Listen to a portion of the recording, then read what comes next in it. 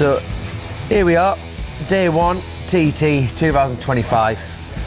At the moment, I think I'm generally the only bloke on the Isle of Man who is happy that first practice never happened. I think I'm going to get burnt at the stake for saying that out loud to people, but it's given us time to get the bikes ready. From 1st of April, of all days, we got the news that the OMG team, WTF team, who I was riding for, unfortunately had to cease all racing activities. So it was me and James Hillier out the ride, and that was due to literally funding issues, which has been a damn shame. It's just been one hell of a journey. I mean, it's been nuts. Like, to the point of we had no budget, no money, no nothing 5.5 weeks ago, and this is a team.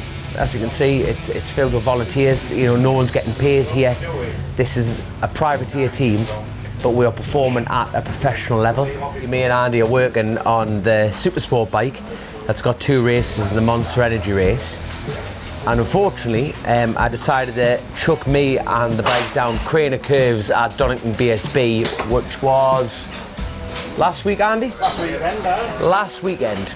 But hopefully, you know, come Wednesday, I feel like that's when we should be ready fully to go. Then it could be splitting the tarmac for all I care after that. So get the sunshine. We're here, that's the important thing. I can't wait to get going down Bray Hill.